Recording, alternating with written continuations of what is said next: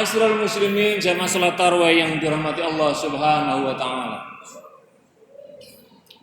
Ibadah Ramadan atau puasa itu berbeda dengan ibadah-ibadah yang lain. Ramadan itu sifatnya sangat personal sekali. Hanya pelakunya hanya kita dan Allah Subhanahu wa taala yang mengetahuinya. Kalau orang mau masuk Islam, deklarasi dia mengucapkan asyhadu an la ilaha illallah wa asyhadu anna muhammadar rasulullah disaksikan oleh banyak orang. Ketika orang menunaikan sholat bisa disaksikan dan orang bisa difoto dan kemudian bisa diupload sedang menunaikan sholat, bisa ketahuan orang. Ketika menyerahkan zakat ada amil yang menerimanya dan kemudian ditasarufkan kepada 8 asnaf penerimanya, bisa difoto, bisa diposting, orang bisa menyaksikan. Ketika jamaah haji, jamaah umroh apalagi sangat demonstratif sekali. Rombongan dan seterusnya, pulangnya, kemudian syukuran dan seterusnya. Tapi kalau puasa tidak bisa kita foto. Misalkan guys, saya sedang berpuasa lemas, tidak bisa, tandanya nggak ada. Kecuali mohon maaf sedang tidak berpuasa kemudian mengambil air kemudian diminum kemudian difoto. Guys, saya sedang tidak berpuasa, bisa tapi puasa tidak. Karena itulah Allah mengatakan dalam hadis qudsi wa ana azibi was-saumun li wa ana azibi, dan puasa itu adalah untukku dan aku yang akan membalasnya langsung. Karena itulah Allah menyediakan salah satu keutamaan orang yang berpuasa. Allah sediakan di dalam hadis dijelaskan ada pintu surga nanti yang namanya adalah Babur Rayyan.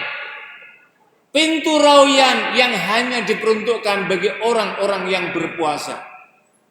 Dan karena ini sangat personal, maka target yang menjadi tujuan berpuasa, visinya dirumuskan secara jelas oleh Al-Quran, yaitu la'allakum tattaqun. Mudah-mudahan kamu semua menjadi orang yang bertakwa. Jadi visi Ramadan Allah rumuskan di dalam Al-Quran, Allah tegaskan dalam Al-Quran adalah membentuk manusia yang bertakwa, tidak ada yang lain itu. Dan kalau kita buka di dalam surat At-Talaq, ada banyak sekali fasilitas yang Allah sediakan bagi orang yang bertakwa. Apa fasilitasnya? Wa may yattaqillaha yaj'al lahu makhraja. Orang yang bertakwa akan senantiasa Allah berikan jalan keluarnya setiap kesulitan apapun.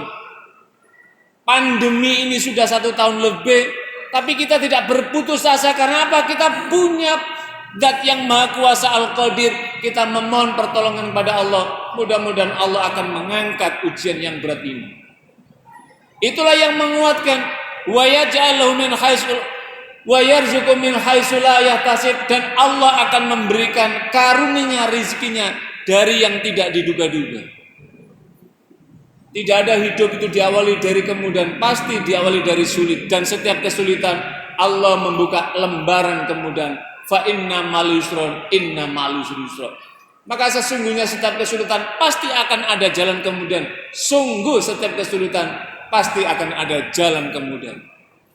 Maka karena itulah melalui Ramadan yang penuh berkah dan penuh makbulah ibadah-ibadahnya diterima oleh Allah, doa-doanya diterima oleh Allah, maka kita menengadah memohon ampunan, menengadah memohon pertolongan kepada Allah Subhanahu wa taala agar Allah mengangkat kondisi saat sekarang ini. Orang yang bertakwa itu apa? Yang pertama adalah orang memiliki sikap kerendah hatian. Rendah hati, tidak ada sombongan dan lain-lainnya. Siapa yang pernah menduga dunia ini lumpuh hanya karena berhadapan dengan makhluk yang Allah ciptakan yang super nano sangat kecil yang bernama corona itu, virus corona. Dulu mengira mungkin Amerika akan berperang dengan Rusia, akan berperang dengan China, adu kekuatan sehingga lumpuh kekuatan ekonomi dan kemudian dunia akan berhenti. Tapi ternyata bukan karena itu semuanya. Allah mengirim makhluk super kecil yang tidak bisa dilihat oleh kasat mata yang bernama virus corona dan dunia dibuat lumpuh. Dulu Nabi SAW mengatakan suatu saat masjid akan sepi, Masjidil Haram akan sepi. Kita kemudian menggambarkan, wah ini berarti kiamat datang. Tidak pernah tergambarkan. Dan ternyata tahun lalu 4 bulan, seingat saya itu 16 kali tidak menunaikan sholat Jumat karena kondisi yang luar biasa itu. Daruri ini sifatnya semua. Inilah Allah sedang memberikan ujian kepada kita. Apakah masih sanggup orang kemudian menyombongkan dirinya? Tidak ada. Dan sekarang semua orang bahkan antar negara, orang semua saling tolong menolong, saling bekerja sama. Bagaimana meringankan dalam kota ini. Begitupun kita antar individu, saling kerendah hatinya. Yang kedua adalah Ramadan, orang yang bertakwa itu adalah orang yang memancarkan sikap apa? Qanaah. Qanaah itu artinya adalah orang yang selalu merasa cukup. Sebab orang itu berapapun diberi kadang tidak merasa cukup. Saya ingin memberikan dua contoh ini. Ada dua orang sama-sama naik Pajero, mobil Pajero. Yang Pajero sesungguhnya adalah full AC. Satunya lagi Pajero dalam bahasa Jawa, panas jobon jero. Satu orang naik Pajero yang sesungguhnya mobil yang lux itu, maka kemudian mestinya nyaman, tapi banyak orang-orang yang tidak nyaman ketika berada di dalam Pajero. Karena apa? Bukan mobilnya, tapi kenyamanan itu letaknya adalah fi qalbi, di dalam hatinya. Banyak orang yang berkelimpahan harta tidak pernah merasa damai. Karena apa? Tidak merasa bahagia. Karena apa? Hatinya. Tapi orang yang naik Pajero, yang panas jobon jero, kalau kehujanan kacanya ditutup, kepanasan di dalam, kadang macet, maka kemudian dengan enteng saja. Karena apa? Lah hatinya yang Allah lapangkan, dia merasa qanaah cukup terhadap apa yang telah Allah anugerahkan pada kita semuanya. Puasa mengajarkan itu semuanya, sejak terbit fajar sampai terbenam matahari. Apa ternyata ketika adzan maghrib berkumandang, 3 butir kurma, 1 gelas aqua, maka kenikmatan yang luar biasa kita rasakan. Inilah yang kemudian oleh Al-Quran mengatakan la'allakum tashkurun. Salah satu dari puasa itu rangkaiannya adalah membentuk pribadi-pribadi yang memiliki rasa syukur yang tinggi kepada Allah Subhanahu wa taala. Termasuk rasa syukur itu adalah malam ini kita bisa menunaikan sholat tarawih ini. Di musim pandemi ini banyak sekali saudara-saudara kita yang telah mendahului. Bahkan ada catatan ratusan ulama yang telah mendahului kita karena Allah uji syahid bersama corona. Inilah yang kemudian jiwa-jiwa kita harus kuat sekali dengan qanaah itu. Dan qanaah itu dibentuk apa? Karena at-taqarrubu ilallah. Kedekatannya kepada Allah Subhanahu wa taala, ketenangan batinnya. Mengapa jiwanya tenang? Karena ala bidzikrillahi tatmainnul qulub.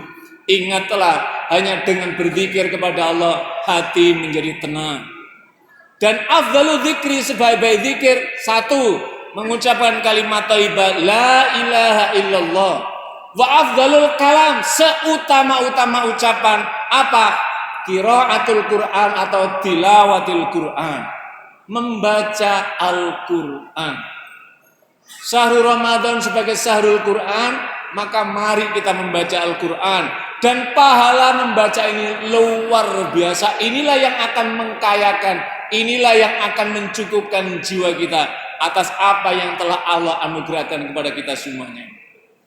Makanya di rumah-rumah kita dalam kondisi pandemi, ayo bersama-sama saya mengajak diri sendirian kita semua. Kita gemahkan Al-Quran, mudah-mudahan dapat mengetuk arsy-Nya Allah Subhanahu wa taala dan mudah-mudahan bisa mengangkat corona ini.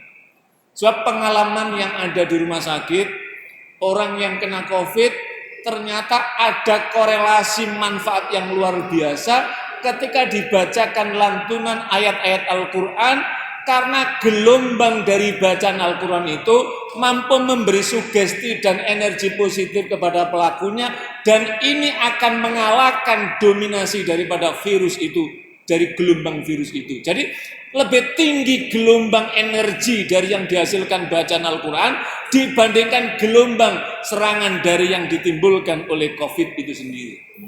Inilah yang luar biasa, yang memberikan energi. Tidak hanya karena pendengaran orang lain, tapi saya ikut merasakan sendiri.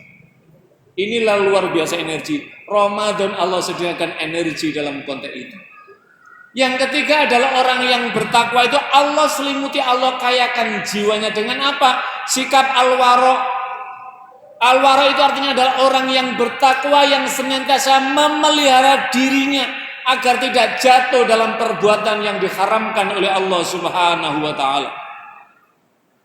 Kurma halal, air halal, makanan minuman jus halal, makanan halal, tapi sejak terbit fajar hingga menjelang terbenam matahari semua itu diharamkan oleh Allah Subhanahu wa taala. Tapi begitu adzan maghrib berkumandang Allahu Akbar, maka yang diharamkan tadi statusnya meskipun halal tapi diharamkan, tapi begitu adzan kembali dihalalkan oleh Allah Subhanahu wa taala. Apa maknanya? Seharusnya orang yang bertakwa dididik di bulan Ramadan, begitulah perilaku dan perangainya, hanya mau mengkonsumsi yang dihalalkan oleh Allah Subhanahu wa taala. Inilah yang kemudian menjadikan apa? Doa-doa kita diijabah oleh Allah Subhanahu wa taala. Makanya rangkaian di antara ayat-ayat itu pada ayat 185 86 itu Allah menyatakan, dan jika hambaku berdoa kepadaku, pasti kata Allah, aku akan mengijabah, aku akan mengabulkannya. Inilah salah satu keutamaan dari orang-orang yang memiliki sikap warok sebagai bagian dari ketakwaan kepada Allah Subhanahu wa taala. Yang keempat dari orang yang takwa itu adalah orang yang selalu optimis kepada Allah Subhanahu wa taala. Al-yakin. Keyakinan bahwa Allah yang Maha Kuasa, Allah Al-Musta'an, tempat meminta pertolongan, Allah akan menolong pada hambanya. Wujud dari yakin itu apa? Mengapa puasa ini kok dibuat lapar dan seterusnya? Saya teringat dalam suatu penerbangan dari Bandara Internasional Sydney, Australia menuju ke Bandara Internasional Melbourne, Victoria State, negara bagian Victoria City. Pada saat itu siang hari seorang pramugara menawarkan kepada saya yaitu jamuan fasilitas penerbangan aneka macam makanan itu.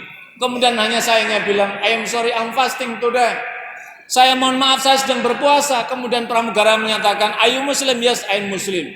Maka kemudian dibungkuskanlah apa itu fasilitas roti dan aneka makanan tadi itu untuk kemudian saya bawa. Di samping saya ternyata seorang ateis. Kemudian apa pertanyaan dia? Are you Muslim? Yes, I am Muslim, saya bilang. Anda kok percaya dengan Tuhan Anda? Tuhan Anda kok membuat Anda sengsara? Makanan yang enak-enak kok dilarang? Apa itu kepada pemeluknya seperti itu dan macam-macamnya. Saya kesulitan menjawab pada waktu itu, menjelaskan bagaimana ini menjelaskannya. Tapi ternyata setelah itu Allah berikan pelajaran berharga dan segera insting saya berjalan apa? Tiba-tiba pesawat itu mengalami turbulensi, ada goncangan yang luar biasa keras dan samping saya itu tanpa secara refleks kemudian mengatakan apa? Oh my God, help us. Oh my God, help me. Wahai Tuhan, tolong kami, tolong saya. Saya punya alasan lagi.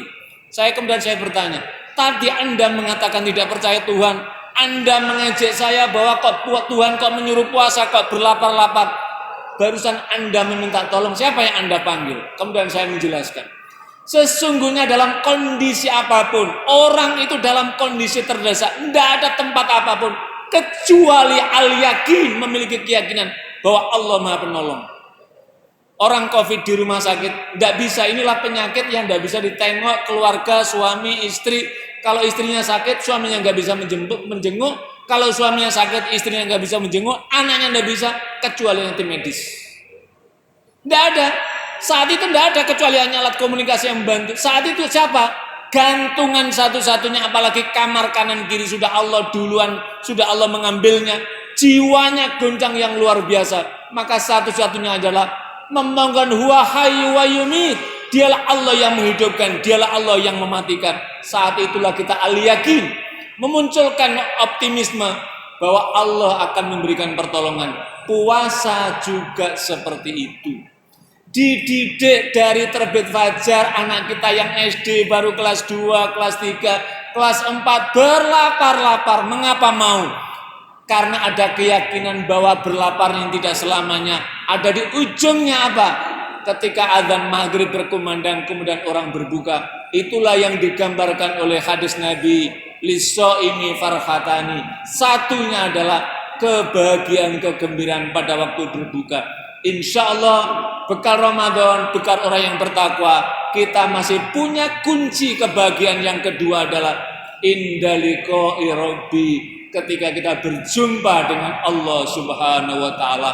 Itulah sandaran, itulah cita-cita kita semua orang yang bertakwa. Mudah-mudahan Allah perjumpakan kita semua ini kelak pada saatnya di jannahnya Allah Subhanahu wa taala. Mudah-mudahan pada kesempatan yang mulia ini Allah berkahi, dan mudah-mudahan ceramah yang singkat ini ada manfaatnya. Wabillahi taufiq wal hidayah. Wassalamualaikum warahmatullahi wabarakatuh.